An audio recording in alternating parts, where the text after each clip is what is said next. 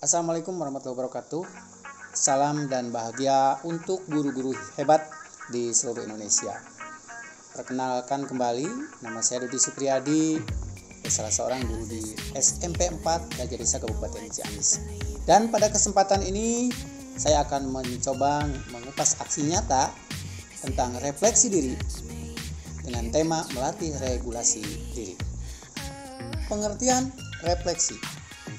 Refleksi adalah proses memeriksa diri dan mengevaluasi diri yang dilakukan secara berkelanjutan oleh pendidik yang efektif dengan tujuan meningkatkan profesionalitas dalam praktek mengajar. Proses regulasi diri terbentuk dari kebiasaan yang konsisten. Maka proses belajar ibu bapak harus tetap berlanjut. Walaupun sudah mempelajari modul ini, gunakan kembali referensi. Ketika ibu dan bapak melakukan referensi, mengenal regulasi diri. Ada dua manfaat dari proses refleksi. Yang pertama, manfaat refleksi diri untuk mengembangkan diri pendidik.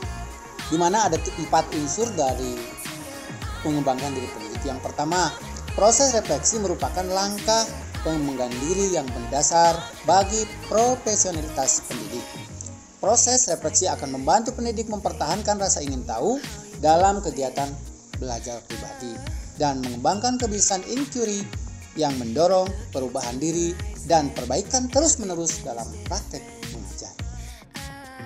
Poin yang kedua, saat pendidik beradaptasi dengan kurikulum baru dan strategi pembelajaran baru, proses refleksi dapat membantu pendidik dalam proses penyesuaian pola pikir. Dengan demikian, pendidik mampu menjalankan proses analisa secara kritis terhadap informasi baru yang diperoleh dan efektivitas penerapannya dalam pembelajaran, sehingga tingkat pemahaman pun akan lebih berkembang. Poin yang kedua, saat pendidik beradaptasi dengan kurikulum baru dan strategi pembelajaran baru, proses refleksi dapat membantu pendidik dalam proses penyesuaian pola pikir. Dengan demikian, pendidik mampu menjalankan proses analisa secara kritis terhadap informasi baru yang diperoleh dan efektivitas penerapannya dalam pembelajaran, sehingga tingkat pemahaman pun akan lebih berkembang.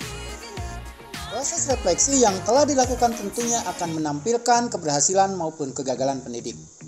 Kegagalan tentunya penting dan berguna agar pendidik lebih banyak belajar dan mencari tahu strategi lain yang lebih efektif dengan membaca ataupun melakukan eksperimen. Begitupun dengan keberhasilan.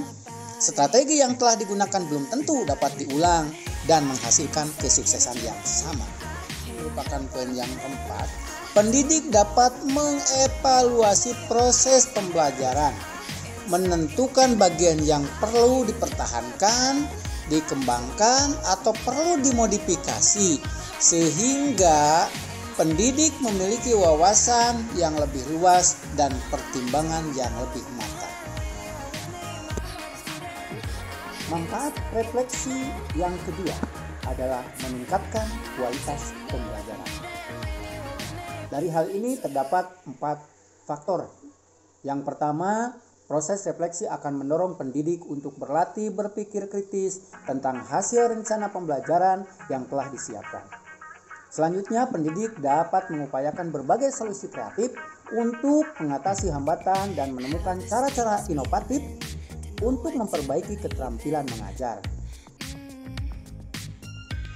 Poin kedua, data yang diperoleh dari proses refleksi terhadap kegiatan pembelajaran akan membantu pendidik membuat keputusan tentang rencana kegiatan pembelajaran di masa mendatang dan pendampingan khusus yang mungkin perlu untuk dilakukan pada siswa-siswa tertentu.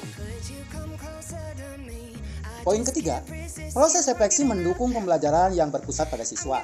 Pembelajaran yang berpusat pada siswa adalah berbagai program pendekatan instruksional dan strategi pendampingan akademik yang bertujuan untuk memenuhi kebutuhan belajar yang bervariasi pada siswa, sesuai dengan minat, aspirasi, kemampuan, dan latar belakang yang berbeda. Proses refleksi dengan melibatkan umpan balik dari siswa akan memberikan informasi pada pendidik untuk membuat rencana pembelajaran yang kontekstual dan bermakna bagi siswa. Dan yang keempat, proses refleksi akan menyelaraskan keyakinan seorang pendidik tentang kegiatan, belajar, dan pengalaman nyata dalam proses belajar mengajar di dalam kelas. Pendidik seringkali menemukan bahwa ternyata terdapat ketidaksesuaian antara asumsi pendidik dengan kenyataan yang terjadi di dalam ruang kelas. Misalnya, pendidik senior yakin bahwa pendekatan pembelajaran tertentu pada suatu topik akan selalu berhasil untuk meningkatkan pemahaman siswa. Namun, dengan proses refleksi diri, pendidik dapat menyadari bahwa selalu ada peluang untuk lebih meningkatkan efektivitas pembelajaran di kelas. Dan ada 3 kunci utama refleksi diri yang efektif.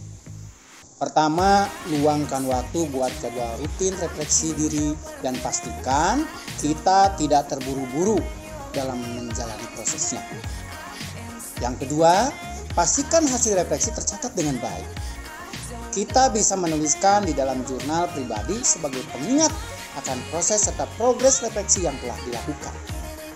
Dan yang ketiga, memiliki rekan bertukar pikiran dapat memperkaya perspektif kita dalam proses refleksi.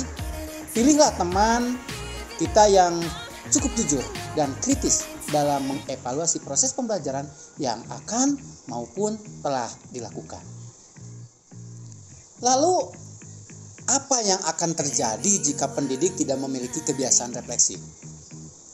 Proses pembelajaran hanya akan seperti pengguguran kewajiban saja, baik pendidik maupun pada siswa. Sesi belajar akan berlangsung tanpa tujuan yang bermakna bagi masing-masing pihak, antara guru dan juga siswa tentunya. Bapak, Ibu, guru hebat sekalian, kita selanjutnya adalah memahami tentang regulasi diri. Regulasi diri adalah pengaturan diri terhadap kemampuan berpikir, berperilaku, emosi, dan motivasi melalui penggunaan strategi untuk mencapai tujuan yang telah ditetapkan. Seorang pembelajar yang memiliki regulasi diri mampu mengatur pencapaian belajar dan memilih aksi yang perlu ditunjukkan. Ada 3 fase proses regulasi diri. Pertama, fase pemikiran awal, di mana ada 2, yaitu analisis tugas yang mencakup tujuan dan strategi.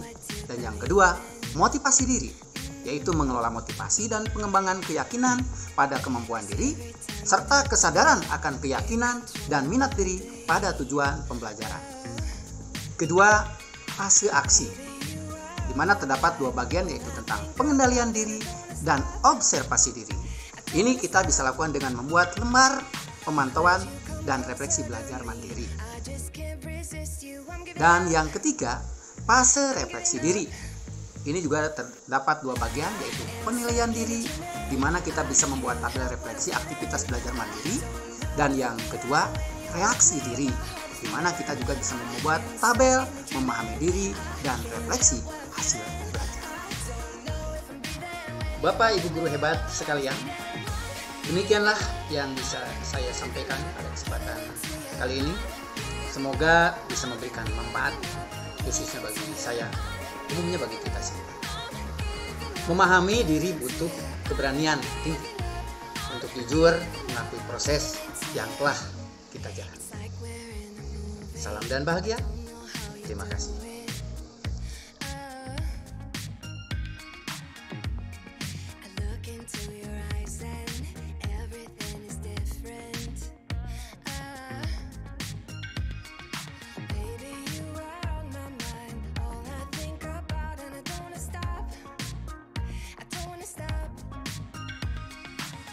You come closer to me, I just can't resist you, I'm giving up.